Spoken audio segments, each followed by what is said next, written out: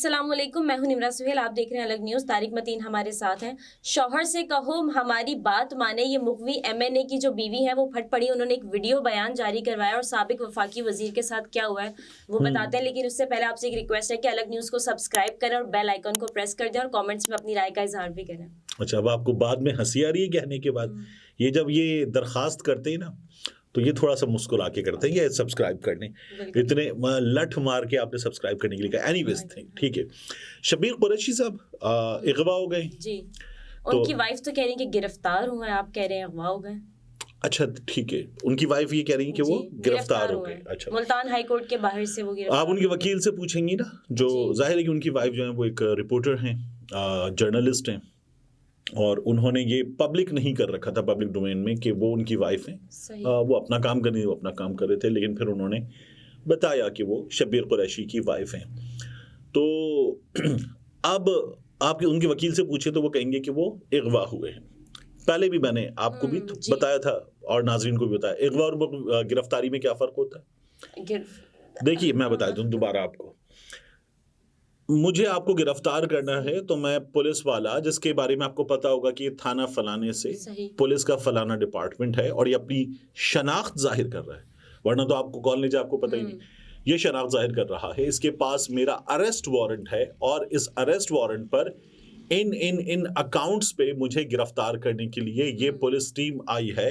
ये गिरफ्तार करके मुझे यहाँ लेकर जा रहे हैं। ये आपके बतौर शहरी आपके हुकूक हैं।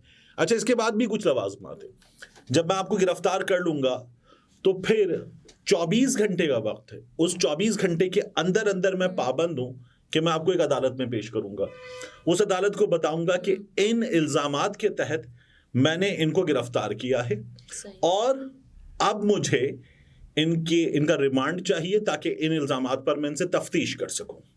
अगर जो भी मेरा इल्ज़ाम, मुझ पर इल्ज़ाम है, तो वो इल्ज़ाम जो है उस पर तफ्तीश हो, कोई चोरी है, कोई कत्ल है, कोई मारने पीटने का वाकया है, जलाओ घिराव का वाकया है, तो जो केस प्रॉपर्टी है वो भी बरामद करवाई चाहिए। मुल्जिम को भी तो ये राइट है कि फिर वो भी अदालत के सामने पेश केस प्रॉपर्टी नहीं, गिरफ्तार होगा ना तो वो तो पेश किया जाएगा। केस प्रॉपर्टी बरामद करवाई जाएगी। फर्ज करें आग लगाई, इन्होंने हाथ में एक डंडा उठाया, डंडे में आग लगी हुई थी, वो बस को लगाया और आग लगाई।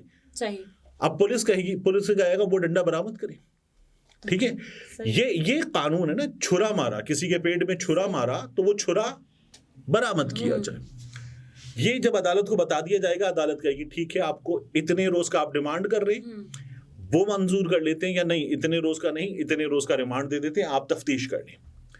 अब है गिरफ्तारी, लेकिन कोई शख्स उठाया गया, ले जाने वाले कौन नहीं पता, ले जाया कहाँ गया है नहीं पता, अदालत में पेशी नहीं हुई, तो फिर ये अगवा है कानूनी तौर पर। सही। मतलब बंदा कहाँ है।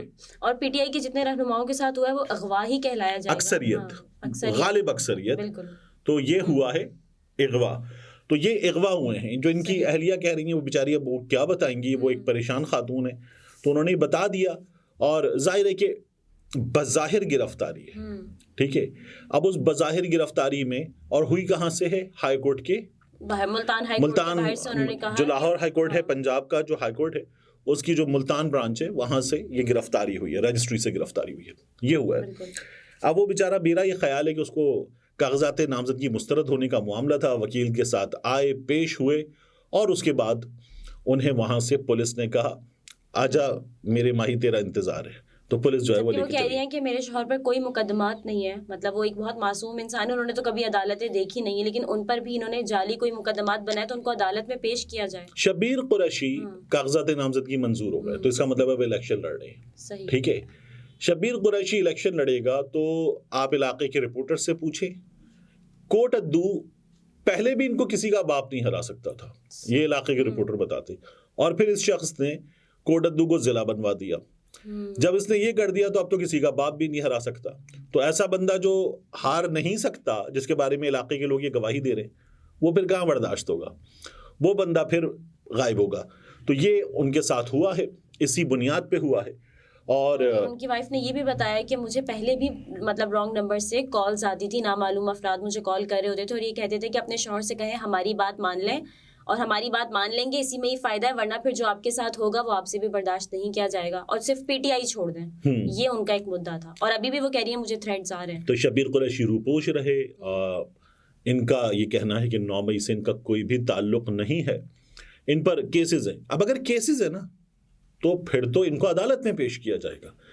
अदालत में पेश करें, अदालत में पेश करके अदालत में पेश करने के बाद रिमांड वगैरह लें और अदालत को बताएं कि जनाब हमने रिमांड ले लिया था, अब ये हमारी तफ्तीश है, ये हमारी तहकीक है, ये हमारे पास इनके खिलाफ मुकम्मल कच्चा चट्टा है, ये चालान आपके सामने हमने पेश कर दिया, दें सजा। बिल्कुल, ये यही कहा कि हमारा क्या यही कसूर है कि हम पीटीआई को नहीं छोड़ रहे हैं? दें सजा, अदालत फैसला करे और उसके बाद अल्लाह खैर चले। उन्होंने चीफ जस्टिस ऑफ पाकिस्तान से अपील की है, काजी फैसल साहब से। उन्होंने कहा है कि आपकी बेटी आपसे रिक्वेस्ट करती है कि क्या हम एक आज़ाद मुल्क में रह रहे हैं। मेरा ख्याल ये कि शब्बीर साहब को कल जो पेशावर हाई कोर्ट में हुआ उसके बाद उन्हें ये गुमान हुआ होगा कि पेश हुआ जा सकता है, लेकिन वो कल अल्लामा इकबाल का शेर याद दिलाया जा रहा था कि आज भी हो जो बराहीन का ईमा पैदा, आग कर सकती है अंदाज़े गुलिस्तां पैदा। तो वो याद दिलाया जा रहा था। उन्होंने तो कहा था कि बेटी है, ऐसे नहीं होता, बेटियों का ऐसे गिरफ्तार नहीं किया सकता, बेटी को खाना खिलाओ। और फिर उसके बाद उन्होंने जमानत करवाई और उन्होंने पुलिस को कहा नहीं होगी गिरफ्तार, और नहीं हुई गिरफ्तार। यहाँ तो कहा जाता है कि ये बुजुर्ग है चौधरी परवेज इलाही साहब, इन्हें घर तक छोड़कर आओ, और पुलिस जो घर तक छोड़ने जाती है उस पुलिस का रास्ता रोका जाता है, डंडा डोली करवाया जाता है बुजुर्ग को और ले जाते हैं। और उसके बाद वो बुजुर्ग एक दूसरा तीसरा चौथा केस और जलील दर जलील ये किया जा रहा है। ये शब्बीर कुरैशी साहब जो है, अब अगर चूंकि ये गिरफ्तार हो गए तो इनके साथ इस तरह की मुसलसल चीज़ें हो भी सकती हैं, मुमकिन है छोड़ भी दिए जाएं, लेकिन ऐसा हमने पंजाब में तो खास तौर पे होते हुए नहीं देखा। ये जो उनकी मिसेज ने ये बयान दिया, मतलब वीडियो बयान जो दिया, उसमें ये कहा है कि ये मेरे शौहर पर तशद्दुद करेंगे और ज़बरदस्ती उनसे बयान दिलवाने की कोशिश करेंगे ये लोग। तो अब क्या हो सकता है, शब्बीर कुरैशी अब इंतखाब लड़ने के लिए कागजात नामजदगी भी मंजूर हो गए हैं, तो अब ये हो सकता है कि वो अपनी कागजात नामजदगी वापस ले लें। अब ये हो सकता है कि वो कहें कि मैं नहीं लड़ रहा पाकिस्तान तहरीक इंसाफ की तरफ से, या मैं इमरान खान का साथ नहीं देना चाहता, मैं मजम्मत भी करता हूँ और मेरा उससे कोई ताल्लुक भी नहीं है, ये भी मुमकिन है। लेकिन उनकी मिसेज ने तो कहा है कि मैं अल्लाह को हाजिर नाजिर जानकर और कलमा पढ़कर ये कहती हूँ कि हम हक और सच के साथ खड़े हैं, तो हम अपने नजरिए से पीछे नहीं हटेंगे। मैं मरने को तैयार हूँ, लेकिन हम लोग अपने नजरिए के साथ ये भी देख लिया जाएगा। अब एक और जरताज गुल साहिबा को कल छोड़ दिया गया, उसके बाद एक और नया मुकदमा आया है फैसलाबाद में, खुफिया इदारे का दफ्तर है ISI का, उस पर हमले का जो इल्ज़ाम है उसमें बिलाल बसरा भी हैं, फ़रूख हबीब भी हैं, उसमें इमरान खान भी हैं, जरताज गुल भी हैं, कुछ दीगर लोग हैं, इन तमाम के नाम जो है वो उसमें आ गए हैं। एक और मुकदमा जो है वो सामने आया। तो ये जो है चीज़ें चलती रहेंगी और ये सियासत अभी इसी तरह से हो रही है, और हमें मुमकिन तौर पर दोबारा एक अंग्रेज़ी कहावत है वो सुनने को मिल सकती है कि if you can't stand the heat in the kitchen you should not be in the kitchen. तो ये हमें दोबारा सुनने को मिल सकता है। लेकिन स्टेटमेंट तो हम इस तरह की सुनते चले आ रहे हैं, कल भी जिस तरह की काजी फैसल साहब ने स्टेटमेंट्स दी हैं, तो वो तो एक अलग ही प्लेटफॉर्म पर चल रहे हैं। तो नहीं, देखिए वो जो भी बात करेंगे उस बात को आइन और कानून के दायरे में ही हमें देखना होगा। लोग कंपैरेटिव एनालिसिस दे रहे हैं, काजी फैसल साहब का, इस्लामाबाद हाई कोर्ट का, और उसके बाद पेशावर हाई कोर्ट के जज साहब का, और लोग जो है वो शिकायतें कर रहे हैं काजी फैसल साहब से। मेरा ख्याल है कि काजी फैसल साहब से शिकायत जो है वो नाजायज़ है। इसके बजाय जो है वो लोगों को अपनी अदालती लड़ाई लड़ने पर तवज्जो देनी चाहिए। पाकिस्तान तहरीक इंसाफ के वकला की उनके सामने जो तैयारी थी वो नामुकम्मल थी, एक ये तो मानना पड़ेगा, मगर जो if you can't stand the heat in the kitchen वाला जुमला है उस पर सबसे बड़ी प्रॉब्लम यह है कि क्यों हीट बर्दाश्त करें। बात यह है कि आप एक सियासी जमात के साथ हैं, जो काजी फैसल साहब फरमा रहे, इसका मतलब तो यह है कि जो भी इदारा जो चाहे करे, तब पढ़ है तो पास कर वरना बर्दाश्त कर, ये कहा जा रहा है। तो ये तो एक अजीब मजाक है, और इस मजाक पे काजी फैसल साहब से सवाल हो रहा है, लेकिन ये वो सवाल है जिसका जवाब जो है वो नहीं आएगा, क्योंकि अदालतें जवाब नहीं दिया करती, अदालतें फैसले दिया करती हैं, जज नहीं बोलते, जजेस के फैसले बोलते हैं। बिल्कुल, तो आप फैसला बोले, लेकिन वो तो जानते भी नहीं कि क्या हो रहा है, वो तो कहते हैं मैं मीडिया ही नहीं देखता।